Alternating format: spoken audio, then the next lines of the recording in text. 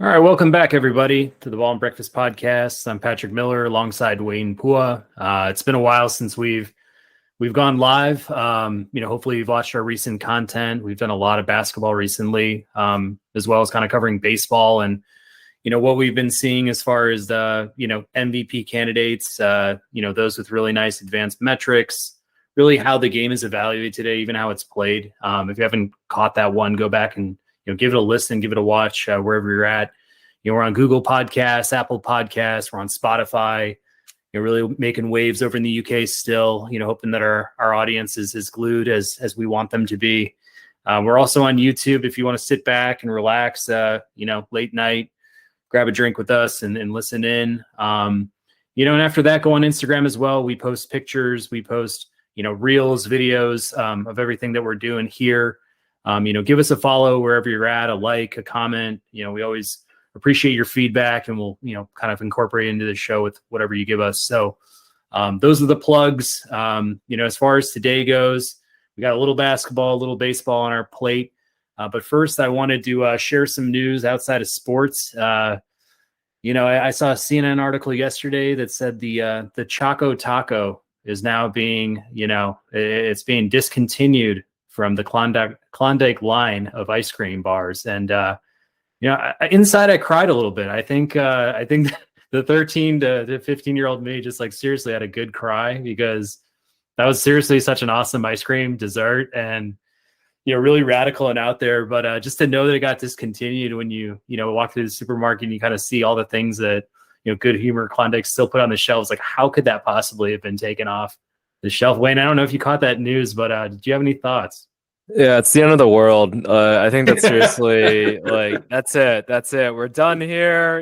We had a good run. The dinosaurs couldn't take it.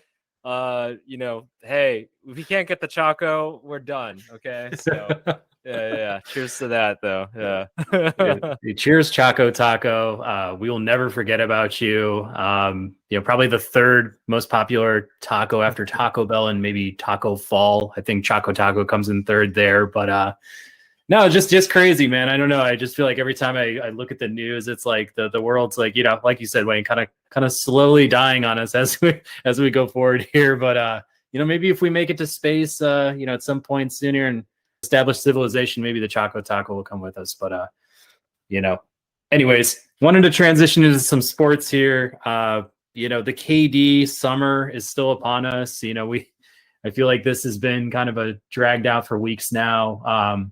Just trade rumors from all sides of the NBA, all teams coast to coast. And I guess the latest one that came up was the Boston Celtics. Reading into some of the reports, it seems like this could have started a while back between the two teams, but didn't really start to percolate till this week. I don't know if the Nets were the ones to kind of, bark up the Boston Celtics tree, but in the same sense, it seemed like both sides were pretty far apart on what's considered a fair deal between the two sides. I think Boston was the first to maybe dangle Jaylen Brown out there with, a pick and a player. Brooklyn's kind of still standing on their throne saying, we want the absolute world for the best, what they consider is the best player in the NBA. That includes Brown and about 3 or 4 starters and, 3 to however many picks, to boot. So Wayne, do you want to just kick it off and, tell me what you heard or, what you're kind of thinking as far as, this trade scenario goes and, whether or not this would be good for Brooklyn or good for Boston if whatever trade happens to land that involves Kevin Durant and probably Jaylen Brown at the very least. Yeah. So I think it's Jaylen Brown, Derek White, and a draft pick, if I'm not mistaken, which, for one of the best players in the NBA and of our generation. Then you're combining Durant and Tatum, who I think during the Olympics, Durant was kind of grooming Tatum. Probably shouldn't use the word grooming these days, but grooming Tatum to be kind of the next heir apparent for the next generation of NBA talent out there via the Olympics. So I think that this could potentially be a good trade. I think for Boston if they were to go this route. I know Durant's like going to be 34, I believe, or if he's not already. So he probably has only a couple years left right now. But if they want to be competing against the Warriors, they need that extra person to just kind of take things off. And what better vengeance would you rather have for Kevin Durant, right? Than to take out the Warriors in the NBA Finals if they can get there.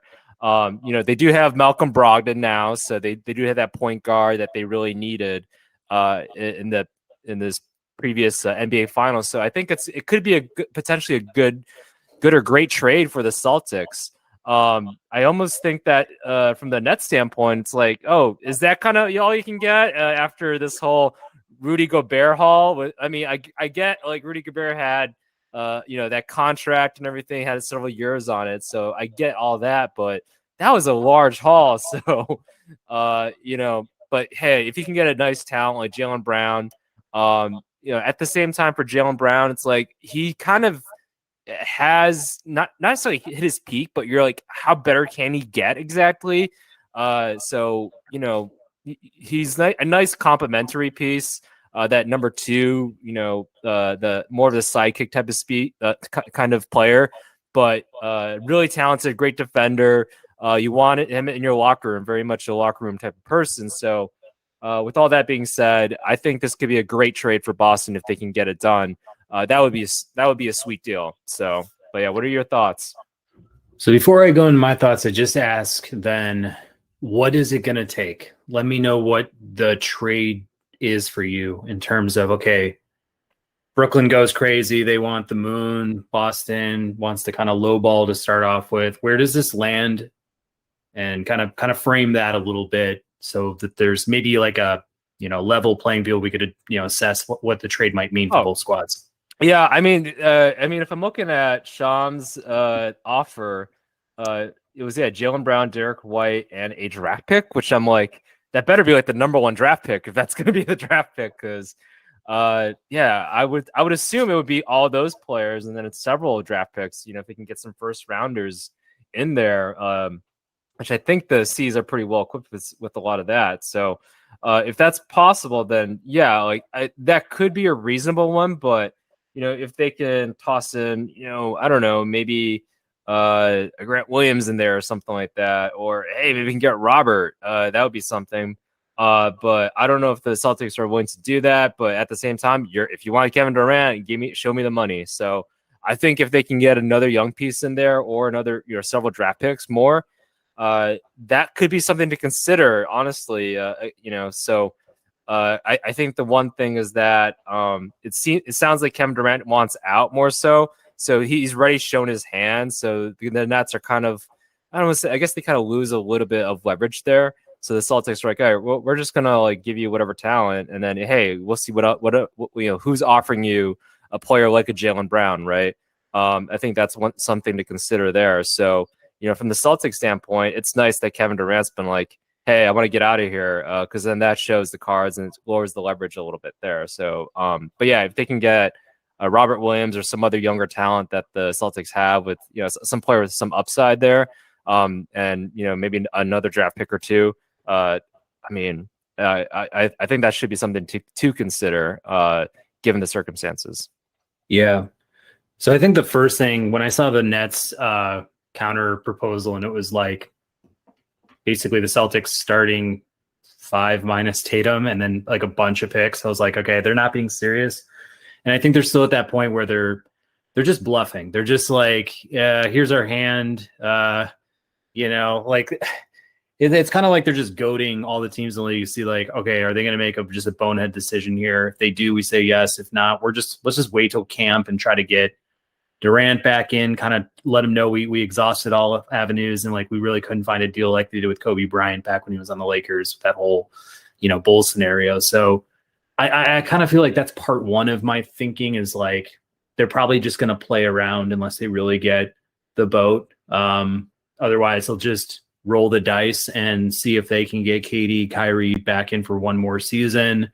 You got Simmons there. You got, Curry. You got Joe Harris. You've got, Claxton.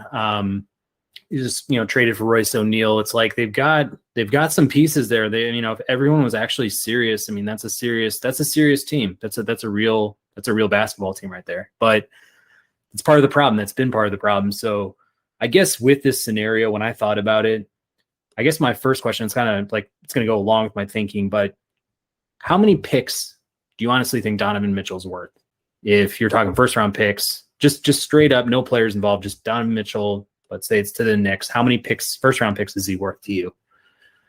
Yeah, he's probably worth like at least like 3, right? I think that's like the going rate. Yeah. So I don't know what his contract necessarily is, but I'm assuming he has like a year or 2 or something like that, I believe. So yeah, if that is the case, then yeah, probably like three first rounders there.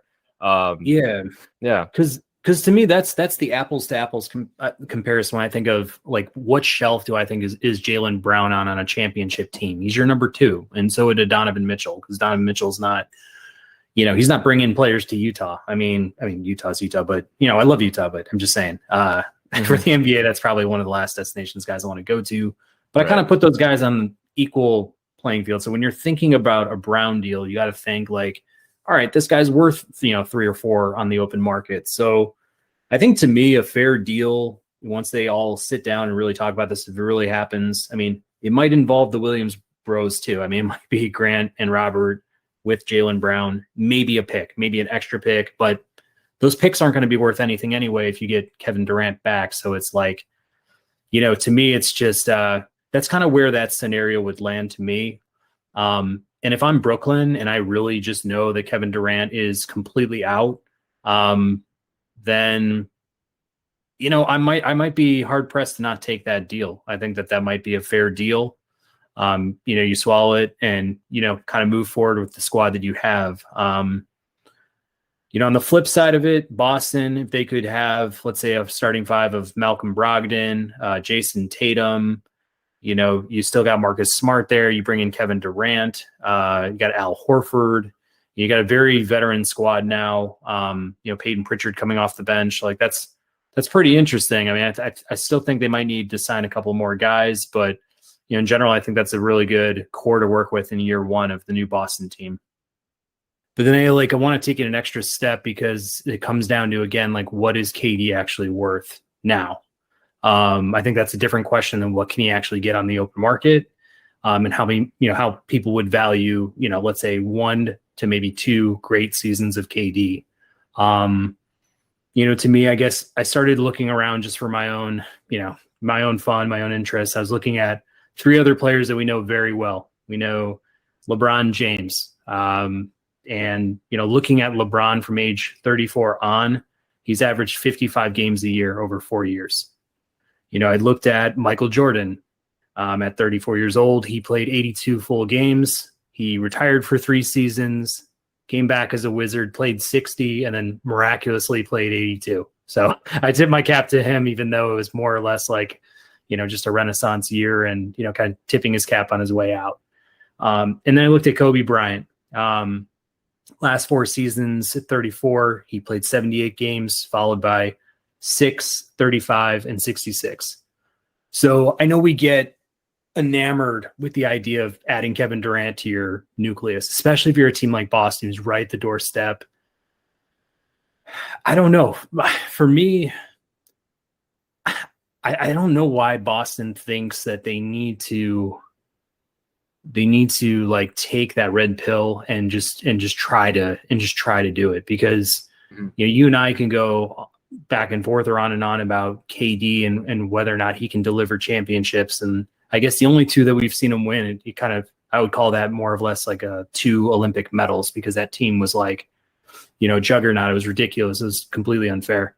So it's just really tough for me to say like the Boston Celtics are better off with Kevin Durant than Jaylen Brown plus A, B, C, and then future stuff, because man, you look at what the Celtics did, and it's like they were right there. I mean, they were right there with the Golden State Warriors until, Curry just got hot and they, choked a little bit. But you bring all that back with, the future ahead of you, and, you'd like to think that Brown would be interested in extending and Tatum would like to stay with Brown. And, look at the other parts of that nucleus when you've got, Robert Williams, obviously we just talked about, Grant Williams, you brought in Brogdon, you got Marcus Smart for how many more seasons? It's just kind of like, it's too good to like want to just kind of zag a little bit, but what do you think of any of that?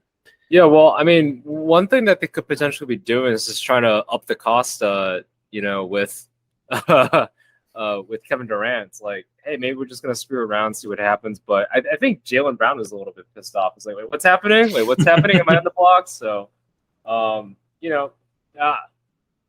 think like if you're an executive, you're gonna hear him out and say like, hey, maybe we can get him on cheap, right? That's the case. That's the case. But it sounds like there's probably gonna be a haul, or at least the Nets are trying to hope for. So.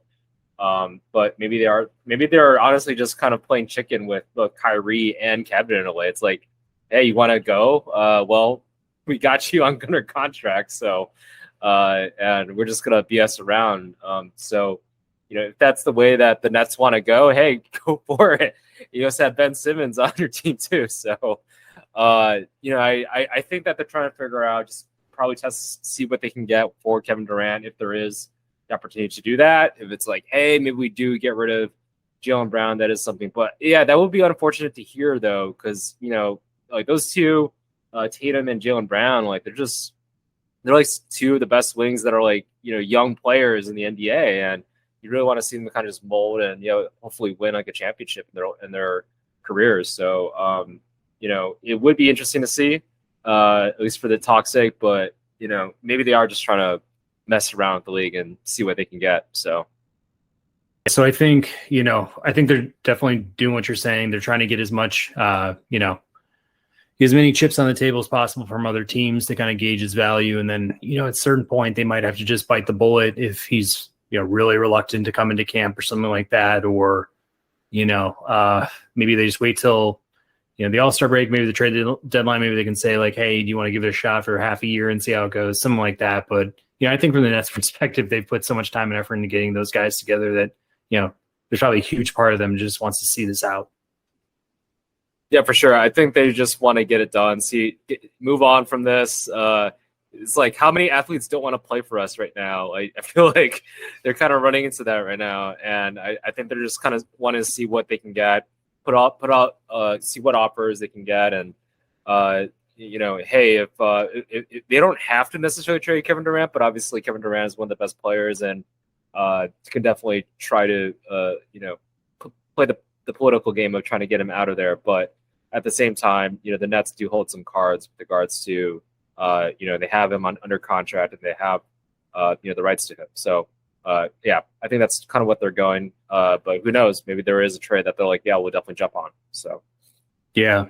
I think if it ends up Boston standing pat, maybe Boston can just wait for somebody else to get free in the coming years and just add to that core. Because I mean, if you've got one more, great piece to go along with the Tatum and Brown, I mean that's pretty much game over for the next, maybe it's like the next 5-year window or something like that when some of these other teams, or players clear out. But yeah, from the Nets side too, if they do happen to swing that and land Jaylen Brown with a, mix of other picks and players and stuff, I don't think that the Nets would necessarily be dead in the water. It wouldn't be like a rebuild situation for me. It's more like a retool and, reload in a little bit of a way. Yeah, for sure. Speaking of like, I guess, reloading and all that, because of how the Golden State Warriors reloaded after trading Kevin Durant, actually. I know Steph Curry was talking about kind of where the 2017 Dubs stacked with regards to the other notable teams out there, with I think the 01 Lakers and then the 96 Bulls. Would love to hear your thoughts on what Curry's talking about over here. Is this fallacy over here, or is he just is he stating facts?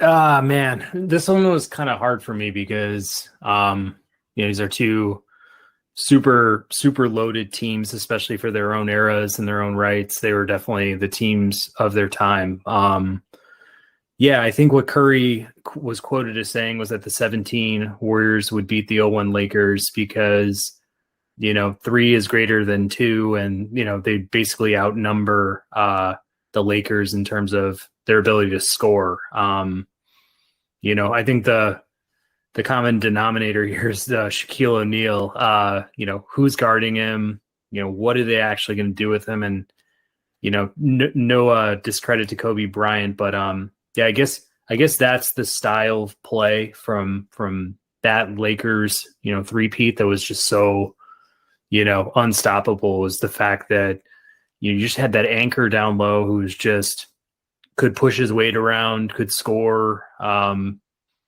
of command so much attention that he did allow Kobe to freely play his game too. And Kobe is on the shelf of Michael Jordan. It's not like he's not, but I don't. This one's rough. This one's really tough for me because you got Steve Kerr, you got Phil Jackson going head to head.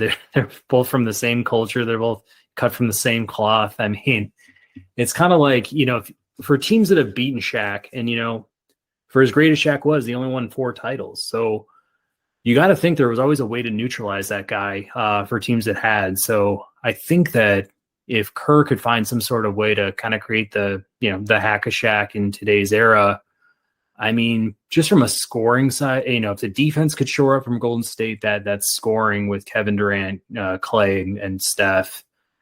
I mean, that'd be insane. And like Draymond does a lot of the intangibles too. He's kind of like your modern day, Dennis Rodman in a sort of way. Man, I'm pressed right now. Man, I don't know. I think part of me just wants to say the 17 Dubs. So I'm going to go 17 Dubs. But what do you think? Yeah, no, I think they are probably the most talented team. With just the amount of obviously talent that they have, is just they have basically 4 Hall of Famers there in their primes, right? If you want to debate Draymond as a Hall of Famer, we could, but obviously he's just a super important piece in that roster, definitely for the modern NBA. So he has a lot of he's the garbage man basically of all, and how he fits into the rest of the roster with Klay Thompson and Curry and Durant. So if that's the case, let him guard, or hack a Shaq as much Shaq in that sense. So if we want to go that route, I do remember though that the Kings would, I guess I want to say, kind of neutralize Shaq in the pick and roll, because Shaq never came up to the top of the key on the pick and roll, and I know Mike Bibby would oftentimes go after that. And that's how they were able to, take the Lakers to Game 7s, basically with Bibby doing some pick and rolls there with Shaq not coming up to the top of the key to defend Bibby up there. So, if that's the case with Steph Curry, I would definitely think that would be definitely a matchup hell for them. Obviously, nobody's gonna really stop Shaq. They're just gonna chuck it to him down low with regards to that. But it's definitely one of those. It's a different era, different game. But yeah, I would have to definitely go if it's between the 01 Lakers with Kobe, Rick Fox, Robert Horry, that whole crew, versus the Warriors. I would definitely have to go with the Warriors just because of all the matchup issues that they have there. So that's probably who I would pick. 96 Bulls though. Oh man, that's just for the record too. Steph never said 96 Bulls. I just threw it in there because we're from Chicago. So I was we're from Chicago. Let's talk about this. But I don't know if you wanted to kick that one off or. Yeah. I mean, that would be a fun matchup for sure. Like, I don't know how. Well, first off, it's a different era, right? So it's always hard to compare and all that different styles. They weren't shooting as many threes back then, so it's really hard to compare all that. That being said, that's no fun. So let's compare. I think that the 96 Bulls, it's always hard to beat Jordan. Who's going to guard Jordan? Are they going to put Durant on? They're going to put Clay. Clay's a really good defender, but definitely not going to be able to stop Jordan in that aspect. Doesn't have that athleticism, I don't think, to slow him down there. Scottie Pippen on Durant. That will be a fun matchup. One of the best perimeter defenders of all time going against Durant. nice and long. So is Durant. So we can hopefully contend there. Draymond and Rodman. That'll be a fun group or fun pairing for sure. I feel like World War III would occur between those two. And then Steph and Ron Harper and Steve Kerr. That'd be funny coaching and playing at the same time, right? But it would be interesting to see if Ron Harper, or they actually might put Pippen on Curry. I don't know if he might go that route, but and then maybe put Rodman on Durant. That could be an interesting matchup. So, but the one thing about the Bulls, 96 Bulls, is that they had length, they had athleticism. They attacked on the defensive end. So, they would definitely, again, which era's rules are we playing by, right? Are we playing the 90s or are we playing 2000s? Because the Bulls were designed for the 90s basketball. Whereas, Warriors were designed definitely for the modern day NBA. So, but I would definitely go for the Bulls, maybe more so of the wishful thinking sense. But if I were to bet, though, it's hard to beat that Warriors squad, though. So, yeah. Man, and I hate to do it. I feel like what you said though on the defensive side is right, because you got from Harper down to Rodman at the 1 to 4. All those guys were around the same height, all same athletic build, very switchable. I love that part of the Bulls defense. It was like 1 through 4, they could always switch off screens and they'd basically be the same defender. Down low, they were pretty weak. Same with the Warriors, though, at that time. I feel like it was Zaza Pachulia was like their go-to center. If they didn't put in the death lineup, and we forgot to mention, Andre Iguodala and, some of the bench depth they have, I think definitely, I didn't love the Lakers' depth, even in the starting lineup. I thought, Fox and Fisher are pretty replaceable. But this one's really tough for me because, again, we're talking Jordan, Pippen, Dennis Rodman, Tony Kukoc, who, is a Hall of Famer. Tony Kukoc is a Hall of Famer. Steve Kerr off the bench, against himself as coach. Like, how fun would that be? Giving the coach the death eye after he hits a big 3 for the Bulls. This one's tough. What I think about it, I guess, is the Bulls, they played, I think, the Sonics to 6 games, and I think they played Utah twice to 6 games. Correct me if I'm wrong. I don't know if they ever went to 7 with any of those teams. No. It's just like, if those are 6-game series and they're a pretty tough series, all throughout their second 3P, which is, I think, their better core.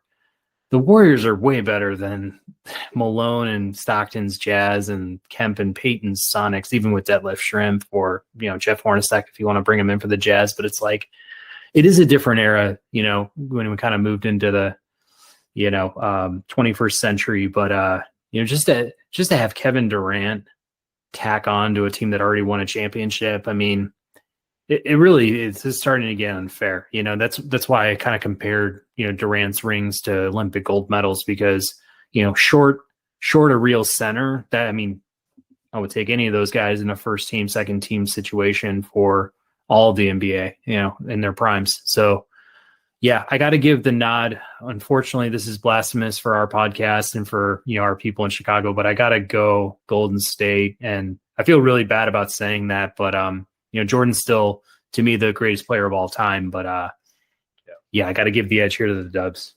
Yeah. Again, if it was like their team versus their team, during those times, maybe if it's like pick up basketball or something like that, that would be a fun thing. Just kind of neutralize it. But, I was looking at some of the stats, kind of the playoffs and how they were, and how they compared. The Warriors only lost 1 game in the entire playoffs to the Cavs in the finals. Like, that was it. They swept the entire Western Conference. So Jesus. Where the Bulls, I mean, they lost to the Knicks once. That was actually their only Eastern Conference loss. And then they lost twice to the Supersonics. So, and I mean, that Supersonics team was definitely talented, but definitely not as talented as, the Warriors are. and they didn't have LeBron too. So it really is kind of hard to compare that in that sense. But the Bulls did win 72 games. They won 72 games and won the championship, not 73 and no chip. So I definitely, in terms of, I guess, the allure or how they look on in terms of the historical level, I would say the Bulls, maybe there's a little bit of bias there. I look a little more favorably in terms of what they accomplished. But in terms of overall sheer talent and, all the Hall of Famers and everything that were on the Warriors team, it's hard to go against the Warriors and what they were able to accomplish as well. So, yeah. Yeah.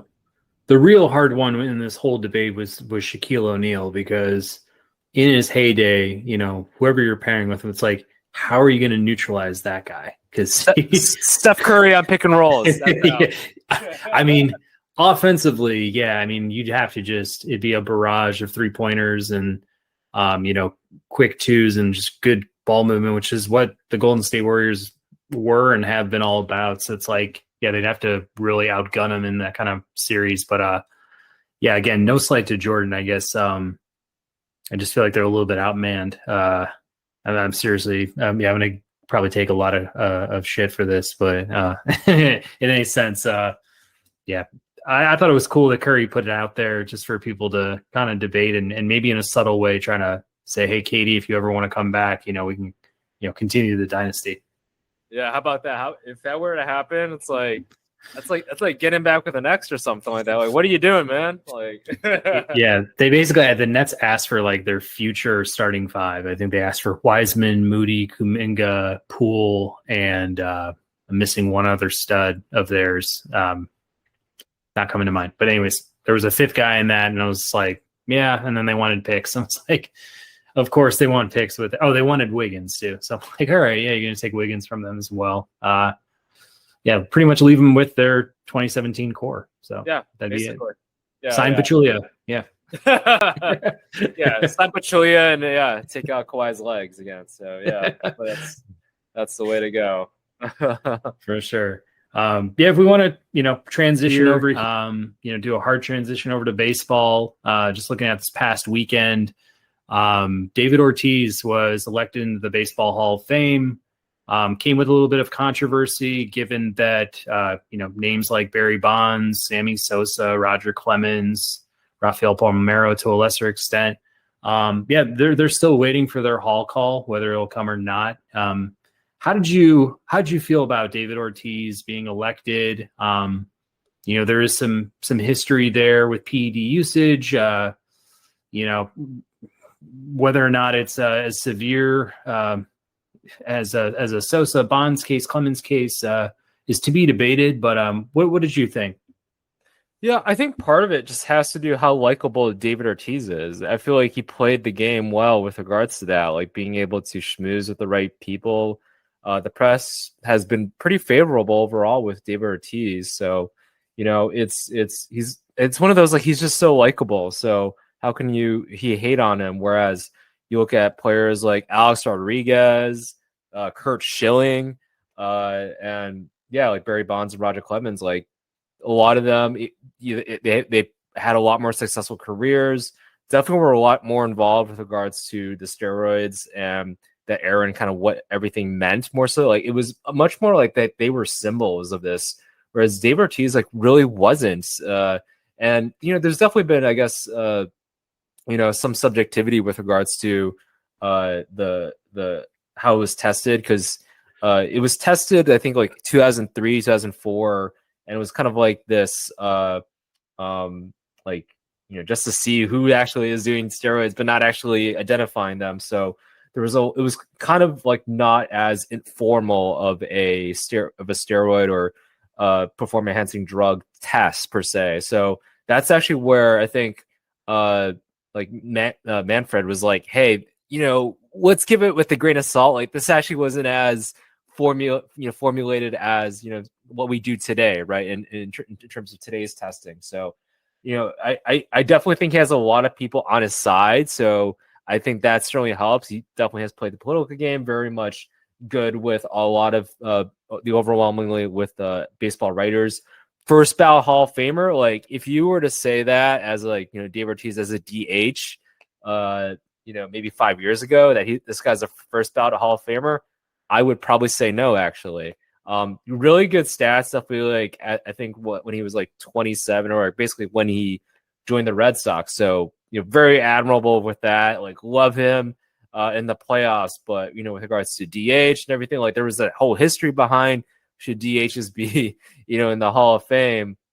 But you compare him to like someone like Frank Thomas. Frank Thomas had better advanced metrics. I think David Ortiz's WAR is like 55 or something like that, or maybe 53. So kind of not, I think the cutoff kind of is like in the 70s or 60s. So 50s is very much like on the really, really good, but not necessarily, Hall of Famer level, at least definitely in the more modern day MLB. So it definitely has to go, I think, like maybe 60% towards him just being favorable with the media, knowing the right people to kind of mitigate his whole steroid use scandals, and kind of going from there. But you can't knock him though for his clutchness, and he was a 10-time All-Star. So with the Boston faithful kind of voting him in and taking care of him there. So, but at the same time, I'm like, Curt Schilling then needs to be in the Hall of Fame if that's the case. I know he's a little bit of a douchebag and everything there, but this is the Baseball Hall of Fame, not the most likable, most Mr. Congeniality or whatever.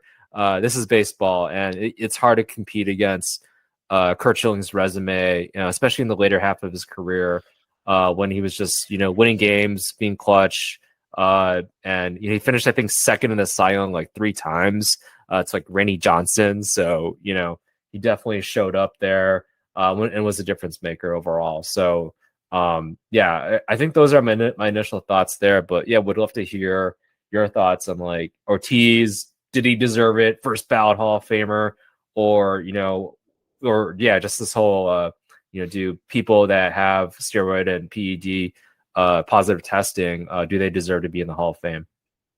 Yeah, I loved your opening there. I think there's a ton of good points. First on the PED usage, in 2003, he found his way onto a report. It was questionable even at that time with Manny Ramirez was also on that. But essentially, I think Manfred, like you were saying, like there's 10 different areas where there was scientific questioning of the actual results of the test. And then I think at that time they required 2 tests and they both had to be positives for the PED, suspension or to be kind of like claimed as a PED user or something like that. So I think that only occurred on one of his tests, and, they never got to a second, or they never proved anything on a second test too. So it's kind of like that to me is a little bit inconclusive, but, even if that was the case, the majority of his numbers, if you look at his actual stat line, comes 2004 and after. So after he was caught in that, that report or, some of that suspicion, all of his damage was done after that fact. Whereas, we look at a Bonds, we look at a Sosa, some of these other, Palmeiro, some of these notorious types. It's like, well, they did all their damage while using the product and doing it, pretty obviously. There was, paper records from Balco. They got onto the Mitchell report. They'd been using it over prolonged periods of time, years and years, for that matter. So when I think of what Ortiz, did, at least on the PED side, I don't know if it's as severe as others. And, it almost seems like it's still kind of in question. So without that kind of like tangible, bulletproof type, case around it, it's hard for me to say like, okay, here's what he did, and this is why, morally or ethically he shouldn't be in the Hall of Fame. Now, based on a numbers perspective, like 500 home runs has always been like that benchmark, number. I think even more so today, 500 home runs is going to be, extra commendable because, guys just aren't hitting. They're not doing 50 home run seasons as much, 60 home run seasons. Like we may see Aaron Judge, approach 60 this year, which would be awesome. But, just generally speaking, that number will probably have more prominence over, the next 20 to 30 years or so with this next crop of guys. But he had 540 home runs, 7-time Silver Slugger. You name the All-Star accolades. What he did in the playoffs was so impressive. I mean, he was just ice cold, veins. Going up there in the series where they were down 3-0 in the ALCS, the Yankees. I mean, seriously, I've never watched a better playoff series of baseball in my entire life. I mean, I was absolutely glued to the TV that whole fall. I was probably, at that point, maybe a junior in high school or something. So, baseball was my world. But, just kind of see him hit the walk-off. I feel like that was maybe game 5 or so. And then, tack on 2 more World Series after that first one for the Red Sox. I mean, he's had just a great career. He's just such a character. I mean, even now he's still on Fox and he's like pulling pranks with Frank Thomas and Dontrell Willis. Like you're saying, he's just a very lovable type guy. And, needless to say for Boston, he was, iconic next to Manny Ramirez too. Johnny Damon, all those other characters or whatnot. But, I think his numbers play, whether or not he's at the Frank Thomas, level for a DH, I don't think he's there. Is he more, maybe a stronger version of, Edgar Martinez or something of the sort. But, I'm totally with you. I think guys like Curt Schilling, if we're just going to get down to talking about the Hall of Fame, who belongs, who doesn't. I mean, I feel bad for Curt Schilling, even though I know he's very outspoken and he really toes, political lines and, he's probably not everybody's favorite person, but, just in general, I mean, you think back to World Series baseball, and I can't think of a pitcher that comes to mind as much as Curt Schilling. Our whole childhood, it was the Diamondbacks, the Red Sox. I mean, that guy, he was even with the Phillies in '93. I mean, he just always, found a way during that time of year to be, just lights out. And, his numbers play too. I think he's got more than 200 wins. He's, definitely been a league leader in strikeouts multiple seasons throughout his career. Probably a solid career ERA. I don't have the stat line in front of me for Curt Schilling, but he's one of those guys where I think, it's kind of obvious. It's just, kind of unfortunate that personalities get in the way of things. But no, as far as my case, I've always kind of stood with it and I'll always stand behind it. But I know Barry Bonds would have been a Hall of Famer, whether or not he did steroids or not. And I know Roger Clemens would have been a Hall of Famer, regardless of steroid usage. Sammy Sosa, I don't think so. Other guys who are kind of in the discussion, but have been left out, we can probably debate them, more thoroughly, but, it just comes down to principle. Everybody, I feel there's been arguments for, okay, baseballs should just acknowledge that the steroid era existed. It should be, commemorated.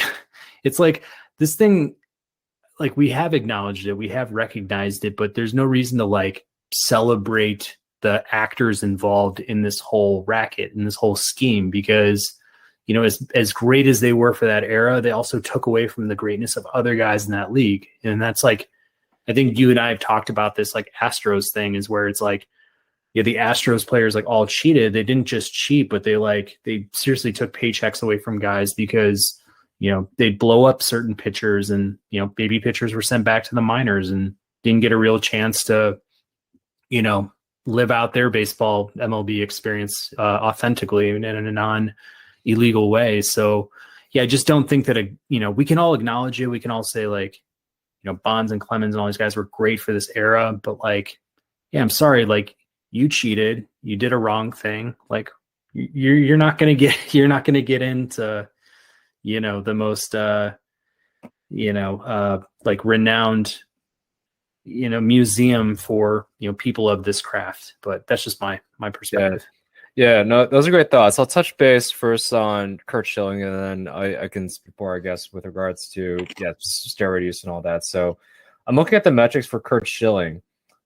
His WAR for his career is 79.5, which is pretty damn good for a pitcher. And with regards to his ERA, he had 216 wins, ERA 3.46, which, for his era is pretty damn good. And, also playing at Fenway Park, especially later in his career, very much a hitter's park there. So, Very commendable there.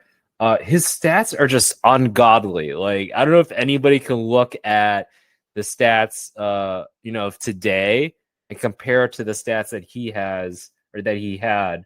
When he was the Phillies, Arizona, and all that. Like 256 innings pitched, like astronomical, and then barely any walks too. I think that was his whole thing was he would do all these things, like be an innings eater, but then also have like a whip under like 1.2, right? Or like under 1. It's like, how do you do that? How do you get 300 strikeouts and then, get like 30 walks at the same time or whatever, 40 walks and then 250 plus innings? Like, this is just nuts, especially in today's type of baseball. So, yeah, I don't care necessarily he didn't cheat, right? He kind of played it as clean as possible.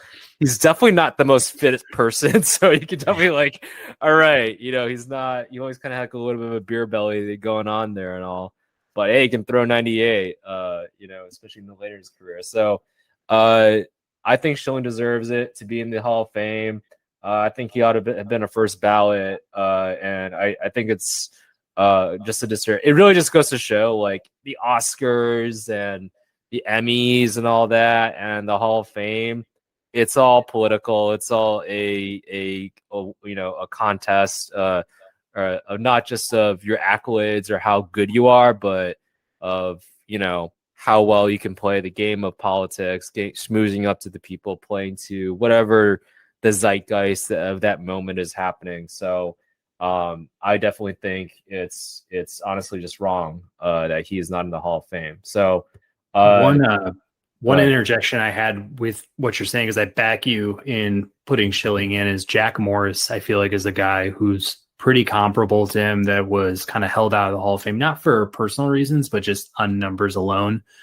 And I'm pretty sure Schilling's probably got him matched or beaten a lot of these areas, but so Jack Morris had 254 wins, a 3.90 career ERA, and he was a 3-time World Series winner like Schilling, and he waited a while to get in, even though he was pretty squeaky clean. But even his WAR was 43.5. And like you're saying with Schilling, it's like you just said, he's like at Frank Thomas level WAR is what you were saying, like 73, something like that, something plus. But it's just that's what it's showing me. It's like, that's pretty. He's almost like double the player of Jack Morris, who was a good pitcher first time. Yeah, and this is where I'm like, with regards to people, sometimes we just get, I don't want to say like our feelings hurt, and we just go with regards to how we feel about things sometimes without actually looking at the stats, without trying to be as objective as possible about things. Like, I lost all respect for the Oscars when they picked Saving Private Ryan not to win, and they picked or should I say they picked Shakespeare in Love to win over Saving Private Ryan. After that, I'm like, y'all don't know what you're talking about. You guys are just a bunch of hippies in the West Coast or whatever. So if that's what you think, if this is what you think is better than Saving Private Ryan, you don't know what you're talking about. Also, Jim Carrey in The Truman Show, he deserved an Oscar for that. He actually won the Golden Globe, I believe, too. So. And was not even nominated for the Oscars. What the fuck? That's one of those things. So it really is like this whole contest, basically, of trying to schmooze, trying to play in that zeitgeist. Like with the Truman Show, comedy is not, you can't win Best Picture or Best Actor if you're a comedian or whatever. So all that BS. So a lot of it's just BS there, and I definitely think that. I love the comparison to Jack Morris. Again, someone that's just very, very favorable, maybe played in a big market for an extended number of years, WAR 43, because, this was definitely much more of like, you take advanced metrics, right? I forget, there's a lot of pitchers out there, never made the Hall of Fame, but their WAR is higher because guess what? They got people out, but they played for a crappy team. So, and they didn't play for a big market like the Yankees, Red Sox, Dodgers, or whoever. So, there was a lot of lost people out there that just never got that chance. So much so that baseball had to have this historical committee or something like that to be like, y'all screwed up. you guys can't evaluate things because you guys are just a bunch of biased, assholes. So we're gonna actually kind of, set up a committee to undo all your wrongdoings. Essentially, that is what the Baseball Hall of Fame is with regards to this. So, that's how I feel about the Baseball Hall of Fame. That's how I feel about judgment of the writers with regards to that. They're gonna wait till Bonds, Clemens, Sosa, and all them die, and then they'll be like, "Okay, now we can do it." Yeah, now we can do it. Now we can do it. It's like, how petty can you be then with regards to that? It was like poor Ron Santo. Like I think Ron Santo was like one of the first of that historical committee, and I was just like, this dude was like, he had amputated legs. He was like the beloved announcer of the Cubs. Like, don't get me wrong, I don't care about Ron Santo, but like, I was like, man, that's pretty cold, man. It's like really cold. This poor guy. That's all he wanted. It's like, what do you got? You got to like set up a Make-A-Wish for Ron Santo. Like, come on. I just want to be in the Hall of Fame. I don't have any legs. Like, what can you do? Like, you look at Ron Santo, who was able to contribute for the Cubs. Like, not as like a Cubs fan, but you look at it, what he was able to do, his stats and everything. Put him in the fucking Hall of Fame, but for whatever reason, I'm not too familiar about the whole backgrounds with Ron Santo. If he had any discrepancies with the media, probably it sounds like so. Because I know, I know as an adult, I hear him as an announcer. He can be a pretty fun guy, which the media doesn't tend to like sometimes. So So that's definitely where I there's always this bias with regards to media and how they treat the players, so much so it's like they're propping them up for for success even before they do anything successful. So that's definitely where I feel like Curt Schilling, he definitely deserves to be in the Hall of Fame. Cut all the other stuff out. I get it, whatever. He can definitely have his say on stuff, but you got to evaluate the player as a talent, what they were able to contribute. And all that. I know there's like a morality. Was it a morality or like, clause or part of that within the Baseball Hall of Fame? I know that is part of it, but it's like, I don't know, has he killed anybody? Has he like, done any anything that a lot of other athletes are doing or have done that are in the Hall of Fame? No, he hasn't. So he's definitely said a lot of controversial things. I get it. But at the same time, a lot of people have said a lot of different things in baseball, sports in general. So, but they're still heralded, they're still in Hall of Fame. So like, why make Curt Schilling kind of, I don't know, like a martyr in a way with regards to this? Like, it's just ridiculous. So, I'm definitely much more on team Curt Schilling with that. Just looking at the stats, his career, clutch moments. The bloody sock, holy cow! They'll put his sock in the Hall of Fame or whatever. So, but they won't put Curt Schilling in there. So Curt will take your sock, but you can't come. You're not invited. We'll have your sock though. Yeah, we'll do your laundry for you. Get that man's laundry. Get in there now. Bud Selig, get in there. Yeah. So, but yeah, with regards to like, I guess steroids and everything too, it's definitely like so many different sides, and I don't know if I necessarily have a strong opinion on it. Right? I feel like in modern sports, like everybody's always trying to find that edge and everything, and like I don't know, was steroids necessarily banned or whatever for that? I guess not necessarily when they were all of a sudden like, oh, everybody's hitting homers. Why is that happening? Oh, steroids? Oh, holy cow. So I get that, as a competitor, they're trying to really push the edge and go out there. Like, if it's not against the rules per se, is it really cheating? But at the same time, there's definitely that whole competitiveness. Like you want some level of an equal playing field, with regards to at least steroids. And but then it's like, how does that differentiate from all the pine tar, from spitballs, from all the other fun stuff that players do with baseballs or their bats, or cork, right? I know that's the fun part too. It's like, how where do we draw the lines with regards to competitive advantages?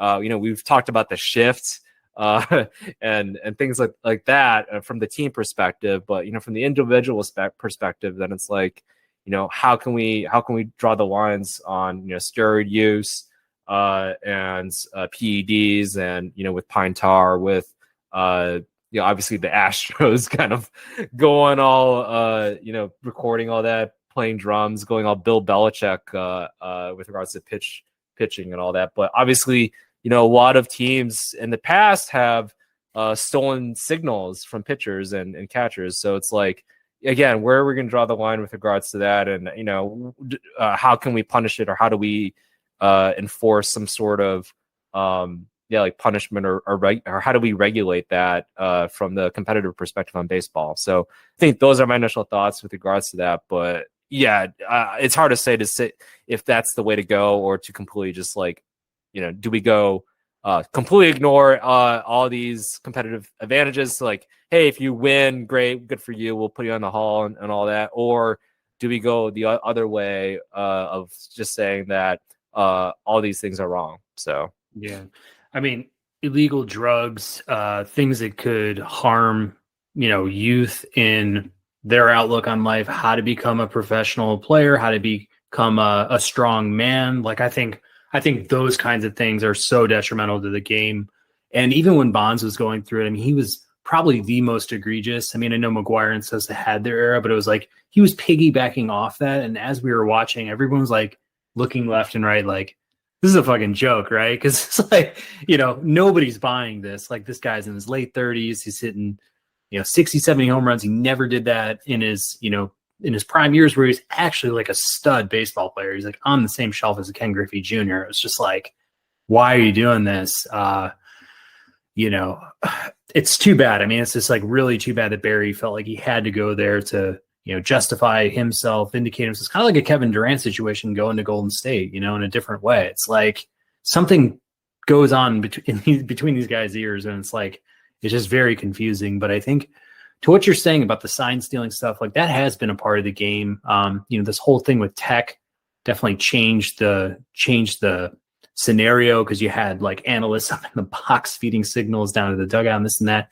One thing I thought about, and nowadays they have, for the catchers, they have like a beeper system that like they'll just beep the sign into the pitcher's ear. He's got a mic and stuff. Like in football, is already gone there with the helmets and stuff. But like, instead of just getting all nitpicky about cameras and watches and tablets and all this other stuff, just let everybody use everything all the time with tech. Let everybody do everything they want to like analyze the game, break it down with video, audio, wearables, whatever it is, because I think like this beeper technology, unless they're like, connected to NASA, Houston, I don't know, but like, unless they're like got sonar and can like, I don't know, like kind of play off like when the sounds are going to come over and like what the sounds actually mean or something. But like, I just think, sign stealing, I just think if you let everybody use tech and just like leave that alone, like I think that's good enough. But when it comes to drugs and things to like abnormally make yourself stronger in a competitive sport, like whether it's track and field, football, you name it, I just think that's like a no go. That's a non-starter, because it hurts the players, their long-term health, and it hurts all of us as like viewers, and like especially kids who are just like, I did it myself. I thought Sammy Sosa, Mark McGuire were like gods, I thought they were actual gods, and we were just like watching gods like take over the universe. Like 1998 was like seriously one of the most exciting years of baseball that I've ever watched, and I was pretty impressionable as an 11-year-old who loved baseball. So like, that kind of stuff is harmful. And that's probably where I'd go with it on both of those subjects. Yeah, no, for sure. It's definitely an interesting topic. I think it's like, like, do we let kids take steroids? Is that something that would be acceptable in high school? Or should we just let them, hey, here are the ramifications if you do it? Like, you get a bunch of back acne, and below the waist can be a little bit weird. So like, is it like a choice thing? Do we want to just like, hey, if you want to ruin your biological systems and all that, go for it, I guess. But yeah, like I guess drugs and performance enhancing and drugs can definitely be, it's definitely like I feel like kind of a gray line between that and then obviously like, all the other types of remedies that professional players or just professional athletes in general are utilizing. We're talking about all the how there's hyperbolic chambers and all that, all the state-of-the-art types of remedies with massaging or acupuncture. There's so many different things and ways now that athletes are improving their body, getting recovery time. Talk about cupping too, and a lot of Olympic athletes do that. So it's like, do we allow players to then go the extra step and take some sort of foreign substance that needs to be injected into them to do these things? If I have a son or whatever, like I definitely would be like, yeah, don't go that route. That's how I would go. But at the same time, I'm like, hey, if maybe if you are just something that, hey, all the ramifications about what these drugs can do to your body, but if you want to go that route, maybe go for it. But I definitely also think that as a society, then it's like we got to evaluate it as, all right, if they're willing to do that, like should we look at them more favorably? Is like how I guess women in Botox or plastic surgery is kind of the same thing there versus how working out and dieting and juicing and all that fun stuff. So yeah, I don't know. It is kind of at least I feel like it's a little bit of a gray area, but I can definitely see where it's like you want it to be as pure as possible, just because you love the sport, you want to see the best, but at the same time you don't want things to be too crazy going on forth. So yeah, I'm pretty hard on the steroids part, as that being a definite no. Like I love what they've done with that system where it's half the season, 1 season, and like lifetime ban. I think that's a fair way of going about it. Like, hey, we'll slap you on there pretty hard because that's like half your salary for the year.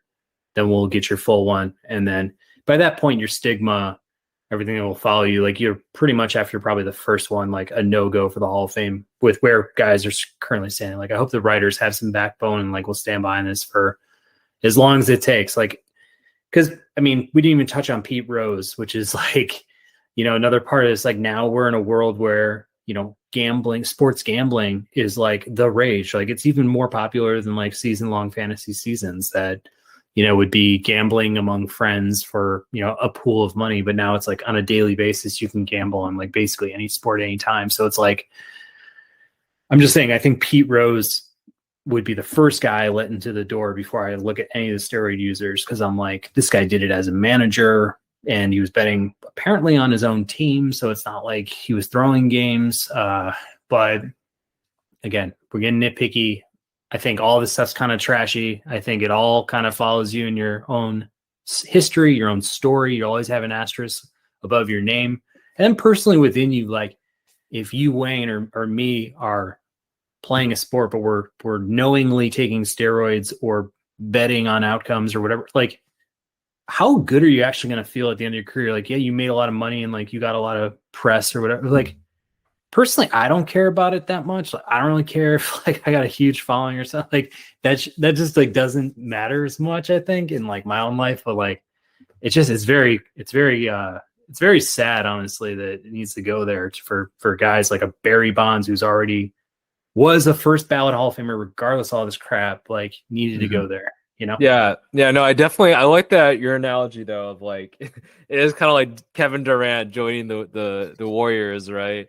It's like you're very much heralded, like you're on your way to a Hall of Fame career, and then you just I don't know, got lazy or whatever. You just like you kind of took the easy way out, the easy road, and I think it's one of those like I guess double-edged swords. Like we want players to perform, right? We want them to perform their best, or perform out of this world. And maybe, as an athlete, it's like they have just higher expectations for themselves too. So that's where it's like, oh, I'm Kevin Durant. I want to win a championship. I don't want to be Charles Barkley.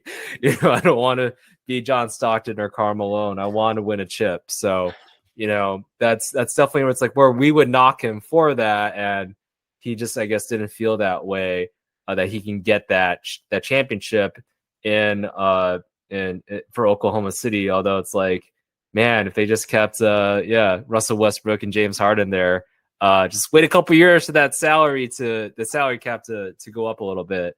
I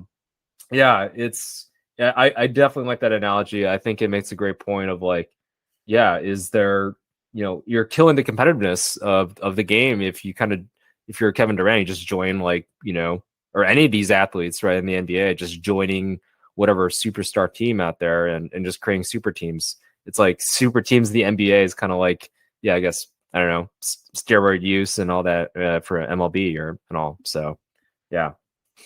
Yeah.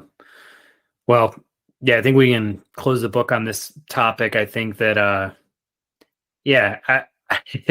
no, it touches on so many different aspects of players and their decisions over the time, and just kind of like the criteria with which we, judge performance and judge individuals. So, I guess sticking on baseball, another topic that I feel like we've talked about just in terms of the new era versus the old era, but I don't know if you watched the game.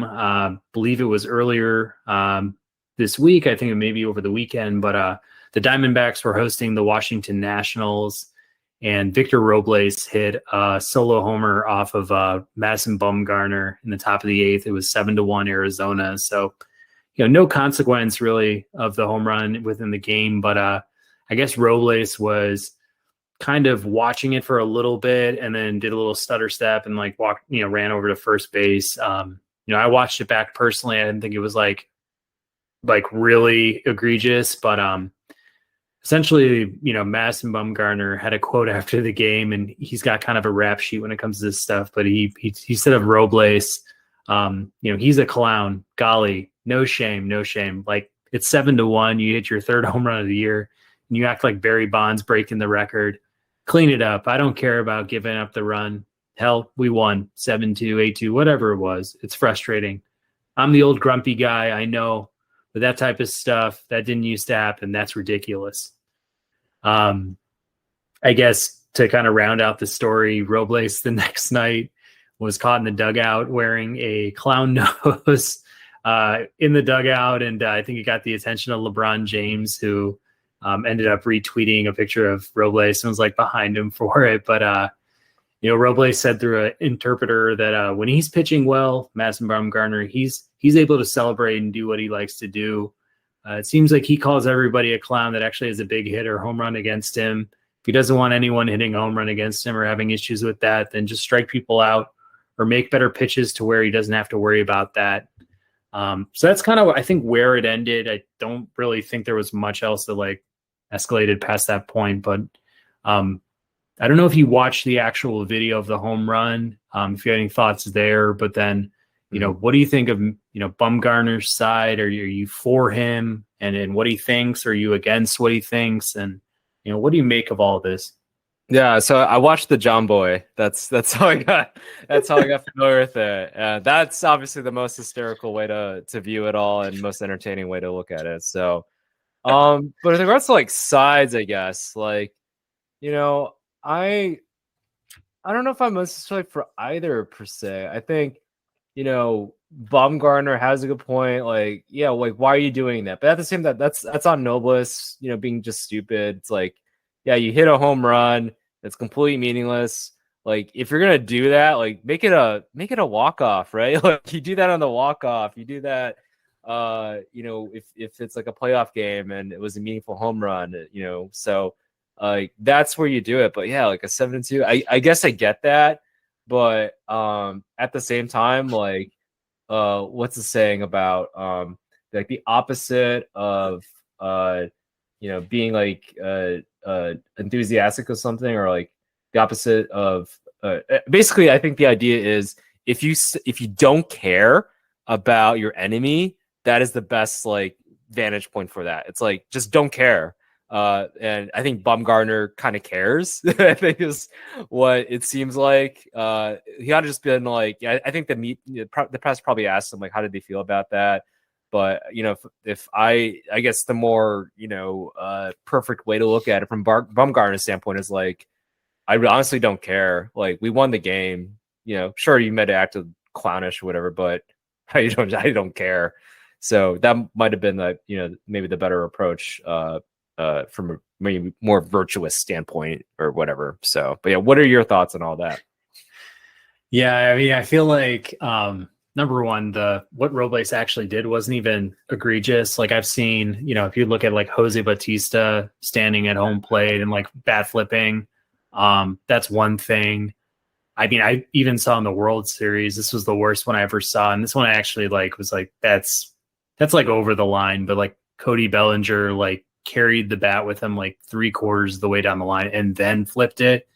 And I was just like, all right, there's a difference between like being in the moment, enjoying your moment. You got a big hit in a big game. Like, I get that, especially when you get to the playoffs. Like, I get that you're that excited and you want to bat flip. Like, totally cool with it. Like, have no problem as a fan or even as a baseball player, past and present. It's like, I get that. But like Madison Bumgarner takes it to like a whole nother level, because this guy gets so riled up about the smallest of things. Like, there's a good compilation video on YouTube of Madison Bumgarner's like freakouts, but there's like 6 or 7 different moments in time. A couple with Yasiel Puig, another guy who was pretty much a no-namer at this point with the Dodgers, Max Muncy when he actually had a home run into the water in McCovey Cove in San Francisco. Even Will Myers, there was like a fly out or something. Will Myers was like not hustling down the first base line on a fly out. Madison Bumgarner is like yelling at him in his direction. But like, Madison Bumgarner comes from like the oldest school of baseball, the oldest train of thought. I think he's, good old boy in the South, and like plays, the game with, kind of an old man's mentality, and even kind of admitted I'm the grumpy old guy was kind of what he put in his own quote. So he's kind of calling himself out for that. But like, I don't know. There's just too many incidents where I've watched Madison Bumgarner and like supposedly getting shown up, and I'm just like, man, this guy is so sensitive. Because the Muncy thing is probably the funniest thing I've ever watched on YouTube back like a million times. I think John Boy covered that one too, but it's just like, Muncy hits a bomb and he is walking and he is watching, and Madison's like pointing at him like, go run, da da da da.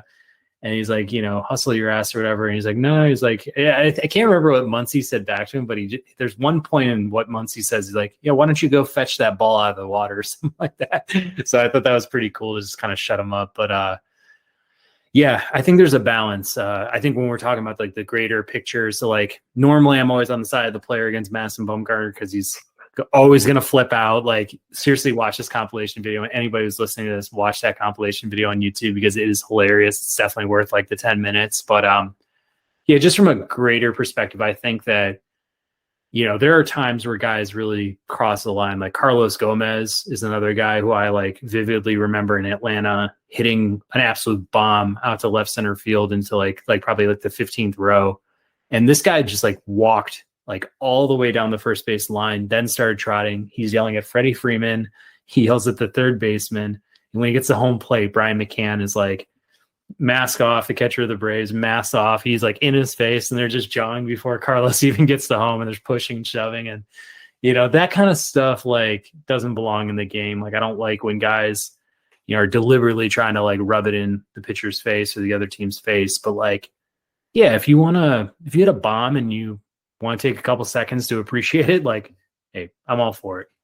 Yeah. I think the idea is about respect, right? It's like you're not showing up the other player or the other team, or you're just enjoying the moment. I think and that's definitely like eye of the beholder, I guess. But if you can convey that, like, you're not looking at you're not staring down the pitcher, which I know Juan Soto sometimes does and everything with regards to all that. So it's like, if you're not disrespecting the pitcher in that sense and like aiming after him or, jawing on him, then I think it's just the sign of respect with regards to that.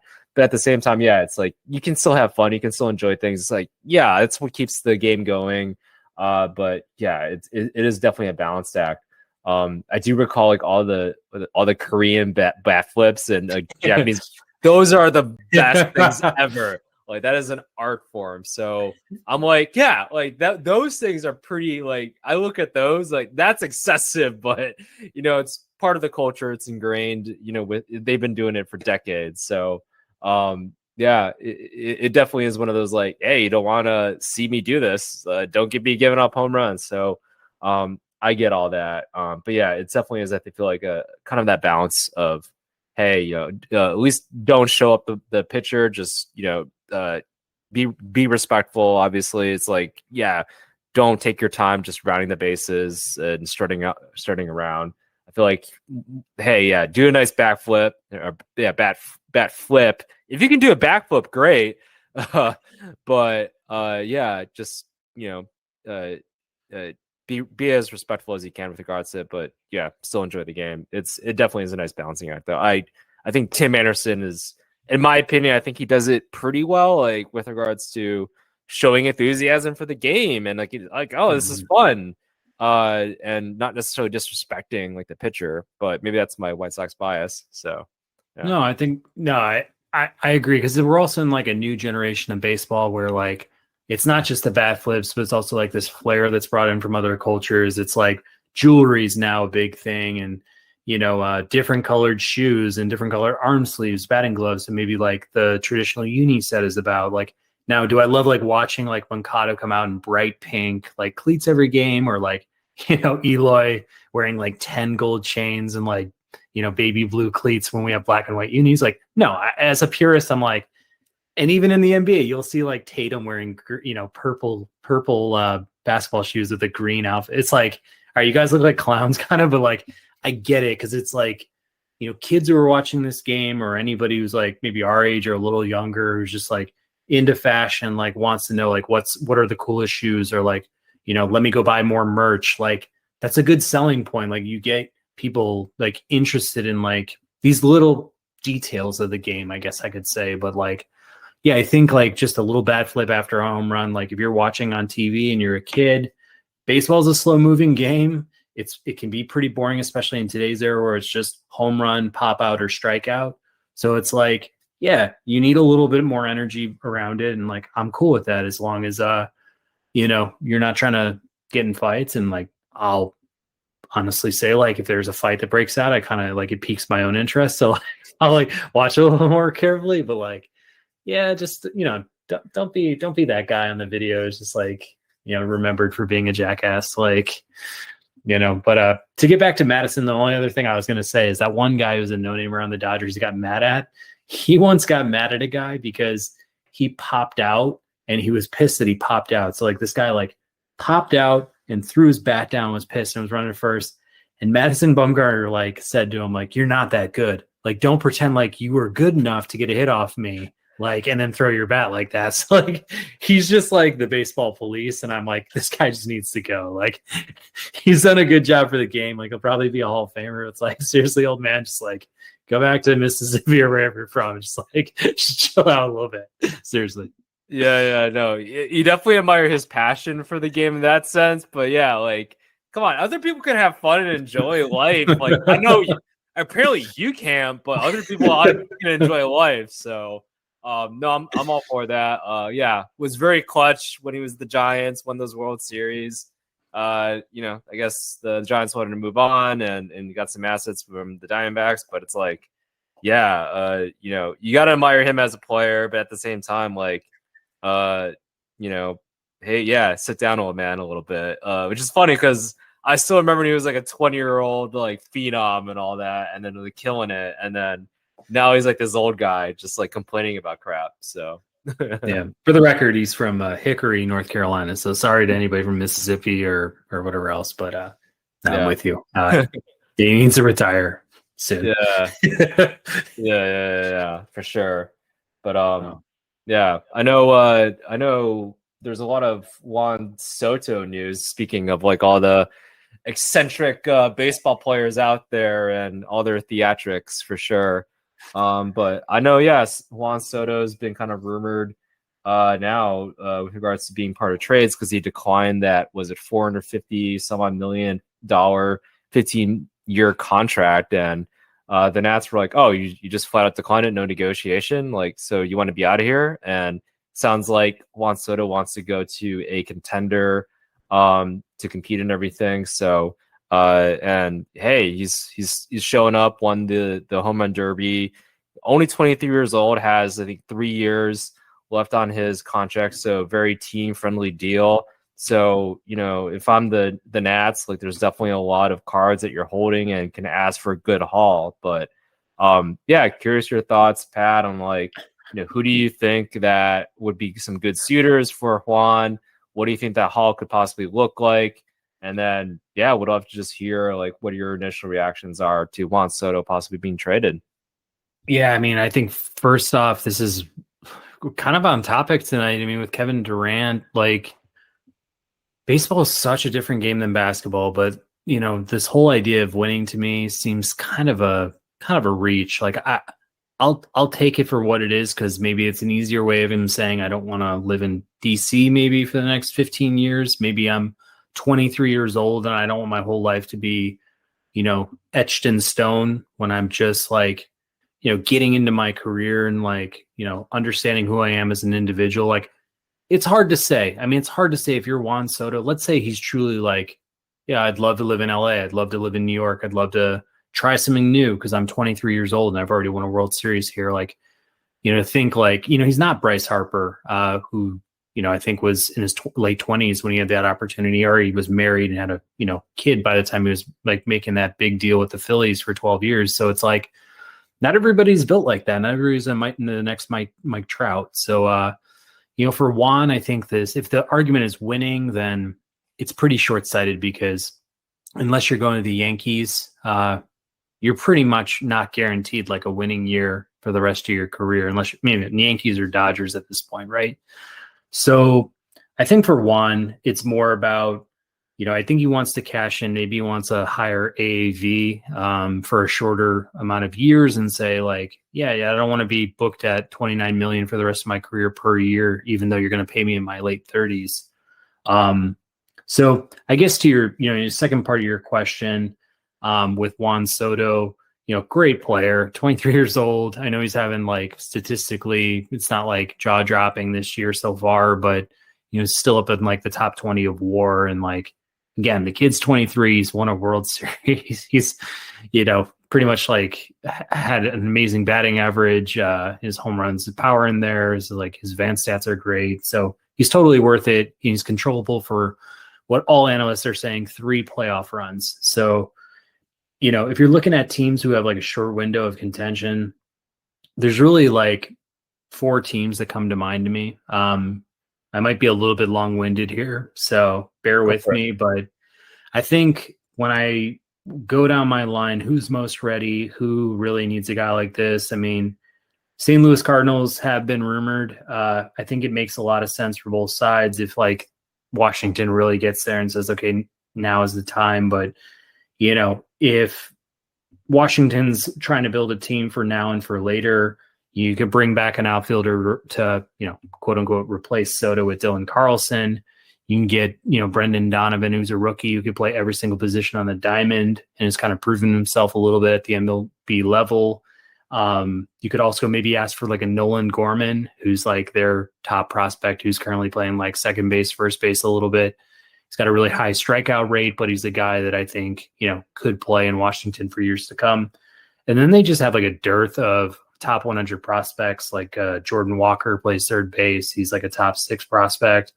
Matt Liberatore was brought up as a starting pitcher, and then maybe like a Mason Winn at shortstop. So like the going rate for like a Soto seems like on par with a Durant. So it's like, right now, Mike Rizzo, the GM of Washington's like, hey, like, give me your best, give me your Kevin Durant offer, because I'm just going to sit here and hold Soto because I got him for 2 more full seasons after this one if I want to. So it's kind of like the same situation, except you're dealing with a guy who's at a Kevin Durant level, but just like way younger. So he can ask for the world in this situation. But St. Louis is one team I think really stands out because they're like playoff ready. Another team that I thought, and they've also been like within like the rumored speculation, is the Seattle, where Wayne, actually like lived and was a part of that whole culture. But Yeah, they got a kid named Noel V. Marte, who's a shortstop. He's the 18th prospect on top 100. They also brought up two pitchers, George Kirby and Matt Brash, this year at the pro level. Who, Kirby's still around. Matt Brash had some struggles, but like you could bring them over in a trade. Maybe throw in like an Abraham Toro, who's on the major league roster at second base, third base. He was brought over from Houston in the Kendall Graveman deal last year. Like a real serviceable player. He can be held for a while, and he's still young. And then why not kick the tires on like a Jared Kelenic, like absolutely bombed in Seattle, but like who's not to say he gets a fresh, environment and maybe some more time in the minors. Like he was a top prospect like a Julio Rodriguez. He just didn't pan out. So that's kind of team 2.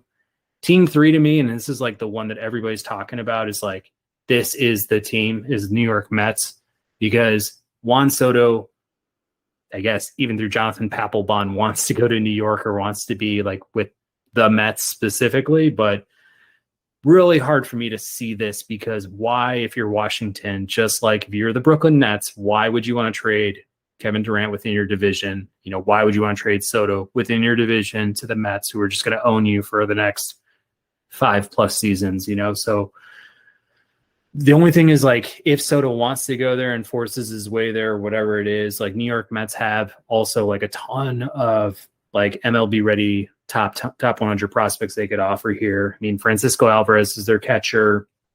Even though the Washington Nationals have Kybert Ruiz through the Dodgers deal that they got for Scherzer and Turner, still you can't miss on like the top prospect in baseball. Brett Baty is their first baseman. Ronnie Mauricio is their shortstop. He's a top 50 prospect. Alex Ramirez is an outfielder. And then maybe they throw in like a Tyler McGill as a pitcher with a Dominic Smith as like a DH left field first base option who's pro ready. It's possible. Like the package is possible. It just comes down to scenario with the Mets. And then finally, this is my dark horse. And I know I'm like super long-winded here, but like the Texas Rangers last year bought into Corey Seager and Marcus Semien up the middle. They went out and got John Gray as a top starter, and he's actually really performed well. And they're like towing the line of 500 in their first year of like their actual rebuild. So it's like they've got money to spend. They got a new stadium. They've got a lot of top 100 prospects. If you look at it, they've got 1, 2, 3, 4, 5, 6 guys in the top 100. Plus they just drafted Kumar Rocker, who was actually their top prospect, Jack Leiter's teammate at Vanderbilt. So it's like they could also throw Kumar Rocker into this mix, but they essentially have 7 guys in the top 100. They could say, hey, you want 6 of them? You want, 5 plus a pro player? Like, we'll go after it. I mean, I could name names. You can look on MLB.com and their top 100, but like, I just think about it from like if I'm Washington, I want Soto on the other side of the league, number one. I don't want to ever see that guy again. And I want to go for the team who has like, enough money to pay the guy what he wants, but also like will return a ton of value for us. And I think the kicker in all of this is that even for the team that receives Soto through a massive deal, they could still, in the next 2.5 years, resell Soto for whatever they want. So like, if you are Seattle and you don't quite do the job, maybe in his last year, you go out and, trade him off. Or you're St. Louis, you want to restockpile that prospect depth. You go out and you do that. So there's a ton of optionality here. It's completely interesting. It's the most mind-blowing thing I've ever seen in sports from a trade perspective. But like, I can shut up now and just like, I'll just let you listen. I'll let you say what you have to say. Yeah, no, I love that. And I agree. I love how you went all that. And I agree with like, maybe, like probably 100% of what you were saying there. I definitely think that it'd be interesting to see, because I think I was listening to John Heyman, I think, talk about it, about how, like Mike Rizzo, like he's a scout at heart. So he's very much about get the best available players, get the young talent, develop all that. So that's where I definitely like, if I were to create like a perfect picture of things, right, for Soto, for all the stakeholders, if you will, all the teams involved, would be Soto goes to the Cardinals. Cardinals have it seems like the best, most promising prospects out of all the teams that are involved. And then maybe the Cardinals are like, yeah, we don't have enough payroll to help to get him, keep Goldschmidt, keep Arenado and everybody else, right? After the end of the 3 years, right? So if that's the case, then they sell off Soto, recoup some of their costs that they gave up for Soto, but then they're still able to contend. So within these next 2-3 years, right? So if that's the case, like that's why not? If I'm the Cardinals, get that talent to hit with Goldschmidt and Arenado. I think we were talking about. I think it was the last podcast. We're like, yeah, they're going through a lot of injuries, a lot of different changes, and having someone like Soto that's a constant that will hit 20-30 home runs at least, right? And knocking some RBIs and also showboat a little bit too, add a little bit of flair there. So if I'm the Cardinals, like I'll take that. I'll take that 99 times out of 100 for sure. So that's what I would think would probably be the best. But at the same time, though, I do see it's like long term for Soto. It's like it seems like just out of all the observations that we're seeing, it's like, yeah, he wants to be like, I don't know, like a Dodger or a Yankee or a Met or maybe the Giants, right? So if that's the case, then I don't know if they want to do some sort of trade deal or anything like that. But at the same time, I don't think he holds that many cards for them to like necessarily, if he wants to be traded, like there's no obligation for whatever team that is, trading their prospects away to be like, yeah, we're just going to give you a $500 million contract over 10 years, right? There isn't as much incentive for that right now. So that's where it's like, if I'm the teams, just be patient, like let Soto's contract play out as much as he can, get that haul, see what you can get if things don't work out, whether it is Seattle or the Cardinals. Because yeah, if I'm a small market team, be in play, see what you can get if you can give some of your prospects away. Because I think the idea, yeah, if you're not contending 3 years from now, feel free to just let go of him or trade him away and recoup some of your costs there. So I see this as like anybody can probably. I think that's what makes it so intriguing is that both the big market teams, if you have prospects, maybe you don't have as many prospects, you can possibly partake in this sweepstakes, if you will, for Juan Soto. So it really is intriguing from both the team management standpoint, and then also, hey, where can Soto be and how does he fit in a roster? So yeah. If you're not looking to reflip him, the only team that really makes sense to me, and I didn't even name them, is like the Los Angeles Dodgers, because it's like it's hard because in baseball isn't basketball. Baseball, it doesn't matter if you have Shohei Ohtani and Mike Trout on the same roster together. I mean, that team has proven they can't win baseball games. They can't be even wild card contenders. I thought they would actually have contended for a wild card this year, and they're not even close. And it's, I love Soto. I love Soto. I love Vladimir Guerrero. I love Jose Ramirez. I love a lot of guys. Julio Rodriguez as like a future prospect, Bryce Harper. But it's like, it takes more than one stud. It takes more than two studs. I mean, it's like you want to have the depth. So, the only teams that can really expend 6 top prospects or 5 or whatever it is in some like current talent, it's like there aren't a lot of teams that have that kind of roster flexibility and the kind of funds to back up and say, okay, now we've given up, the mother load to this team. Now we actually have to think about, after these 2 years, like, this guy's going to be 25 or 26 after his first contract ends. And he's like, you haven't even entered your prime, which is like, it's so mind blowing. It's like, this is like the LeBron James of baseball right now, because I mean, you're getting like all of his best years. So like, you're going to have to shell out some money to do that. So there just aren't a lot of teams that are willing to spend above the luxury tax. I mean, it's like the Yankees, maybe the Mets nowadays with their new owner, Steve Cohen. And, and with the Dodgers. But even with the Mets, like they're a little bit flawed, and they haven't really proven they can win, even with the amount of money they spend. And they'd have to give up a lot to get Soto to take them over the hump. And then for New York Yankees, it's weird because you're kind of in this Aaron Judge limbo, and it's like you don't really know if Aaron Judge is going to re-sign, but odds are they're not going to pay a Judge, a Soto, and a Stanton, and then still have a team around them after it's all said and done, with Garrett Cole also on the books. So it's like it really comes down to the Los Angeles Dodgers for me. If we're talking about a team that wants to buy and hold Soto for the long term, but like you were saying, it's anybody's ball game for the next 2.5 seasons.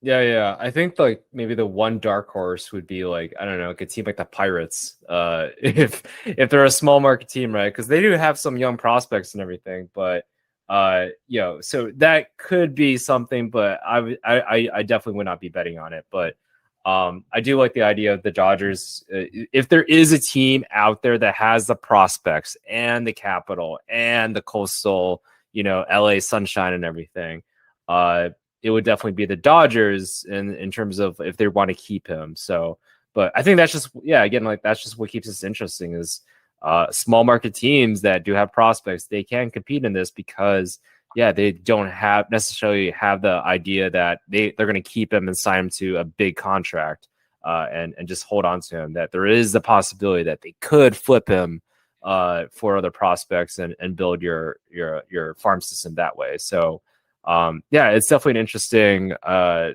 think, scenario for everybody, and it's very exciting for me too as a little baseball nerd. So yeah. I mean, I think outside of Soto, what I'm thinking about, because okay, let's say you land Soto and your team's basically on the brink of getting into the playoffs, or you're like a division winner or whatever else, like. Unless you're one of the top teams with like a dearth of talent, Soto would probably be that guy who gets you over the hump. But if like you're Seattle, you're St. Louis, you're on the margins, like I don't know if Soto is the kind of guy where even if you don't give up any like MLB roster talent, you sacrifice your future, but like, is that going to carry Seattle to a World Series victory this year, like, or the next 2 years? I just don't know. It's like, it'd almost be nicer if, he was a pitcher and he was 23 and he already had the track record and he was on the level of like, a Garrett Cole or a Corbin Burns or Sandy Alcantara for this year, or Shane McClanahan. It's like, that would be a complete difference maker to know like you're getting that for long term. And it almost brings up another point. It's like, I've heard Shohei Ohtani is actually in rumors with the Mets as well. So it's like, could you imagine landing a guy like Ohtani where, if you are a playoff club, he can pitch and he can hit the lights out of the ball like a Soto. Like it's pretty remarkable, but just another guy to throw out there. But just another kind of thought is like, I love what he does 162 games a year. But if you're just looking at it from like trying to win a World Series, like again, one player doesn't win a World Series in the MLB, but Soto would produce to get you to that next level, maybe. Could you imagine an outfield with Soto and Julio Rodriguez? Like that is exciting, right? Yeah, awesome. That is an outfield, I would say. That is an outfield. Just as a fan, I would just enjoy that, especially for a market like Seattle who just needs to get into the playoffs and like reestablish that culture a little bit. Yeah. And I'm just reading some stats here. The highest OBP in modern era through age 23 season. It's like Ted fucking Williams and then Juan Soto. Like, okay. Yeah.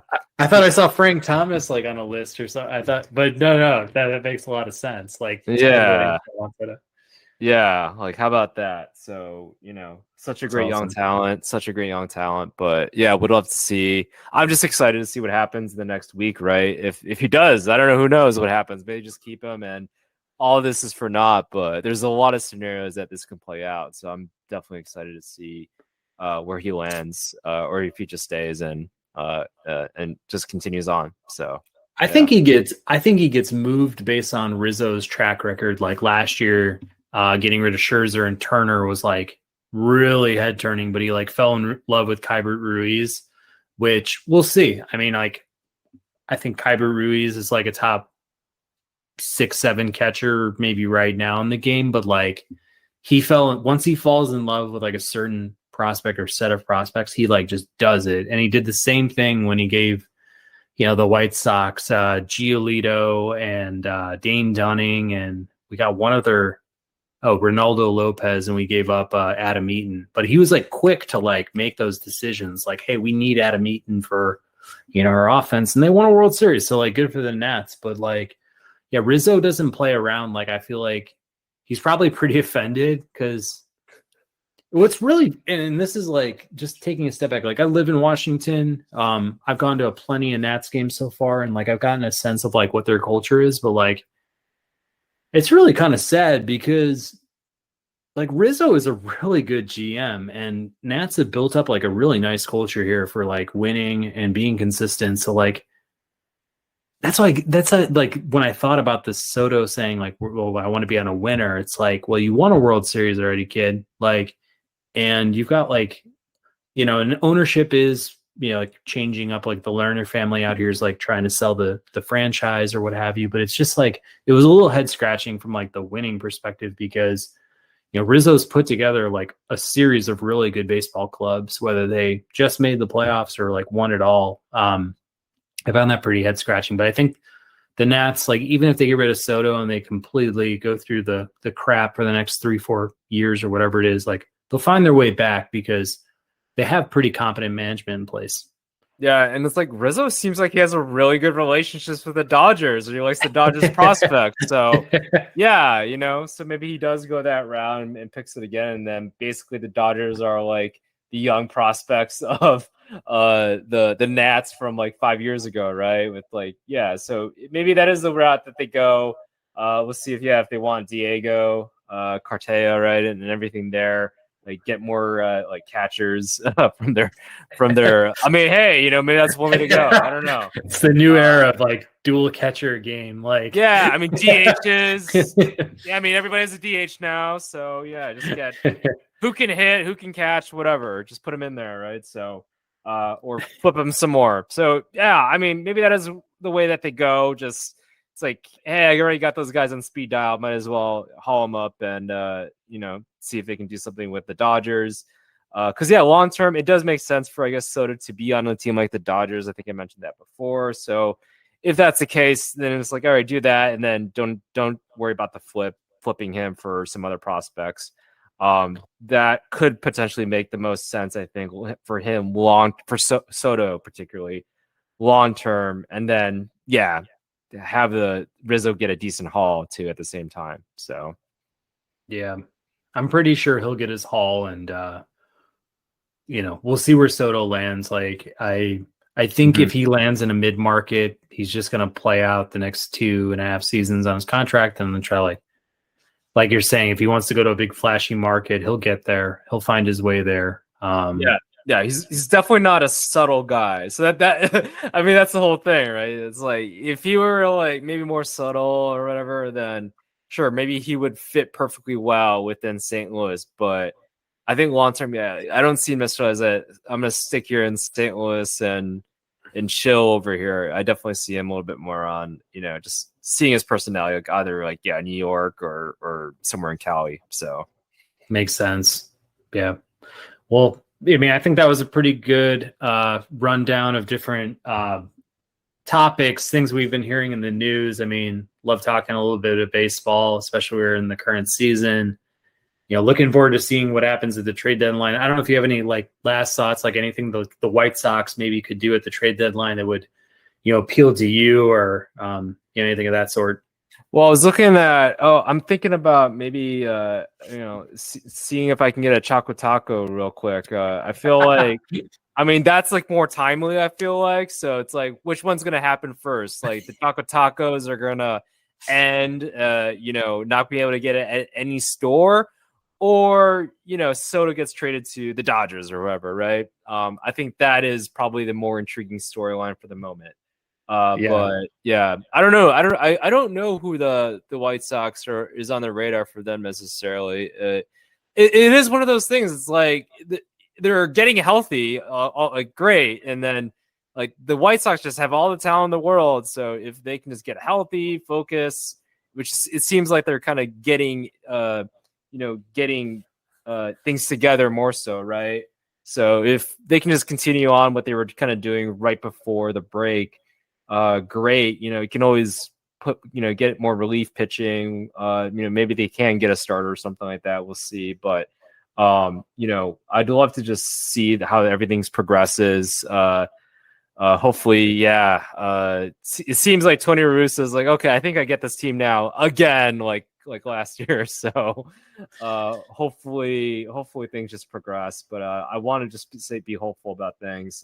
But yeah, maybe a left-handed at bat or some relief pitching, or if there is a nice starter out there, I haven't been paying attention too much on the starters, but if there is another starter out there that we can get, great. You can never have too much pitching, and we definitely could use maybe a left-handed at bat is what I would think. So, yeah, I'm almost like just gonna echo what you said. I think just maybe getting a little bit more athletic. Like if they can bring over a left-handed bat that can like play multiple positions or at least play the outfield like competently or to like a higher level than what we have, like that'd be awesome because you get to the playoffs, you don't want to have like Gavin Sheets and Eloy Jimenez and like Andrew Vaughn like parading around the outfield. Like they're not outfielders really, but like that's one thing. And then, yeah, like you're saying, the health has been the biggest thing for us. Like I think the best case scenario for us right now is like we just win the Central, and like maybe this is a lost year. Like, I don't want to like count out our chances or whatever else, like when we actually get into the tournament, but yeah, if there's a way that we get like one more power arm, like I don't even care what it is, reliever starter, like that'd be helpful because, with what we're looking at, like Kopech, they're probably going to like bring him back, like, pulling the reins a little bit in the second half here. And like, I just think we need a little bit more support to like actually get us over the hump for the year. But again, like when we came into the year, I think we looked at the White Sox and we're always like, this team is good enough to contend and good enough to, beat up on the rest of the guys in our division when we're healthy, but it's just been the health component of it, and I'll stick by it. Like I know other teams have had injuries, but the White Sox get healthy, they ride a little streak here. This week, starting this week, I'm looking forward to it. I hope they can at least lock up the Central.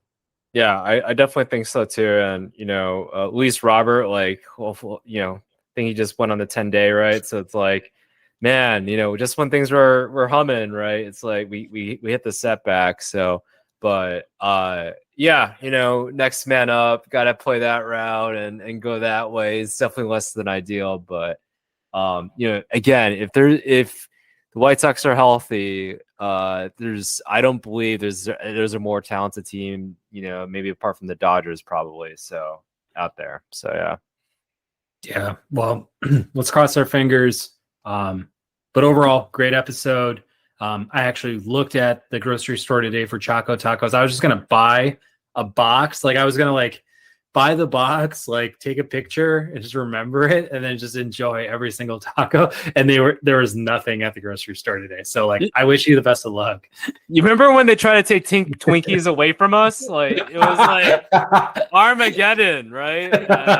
Why did they do that? Like, I don't, like these are such great items. Like, we'll have to break down like why the Twinkie or Choco Taco are up on the chopping block for these companies, because they're such great products. They're iconic. Like, why are you doing this stuff? Yeah. So, but yeah, I think with all that said, good luck out there on the Choco Taco sweepstakes, and this is the Ball and Breakfast podcast. So.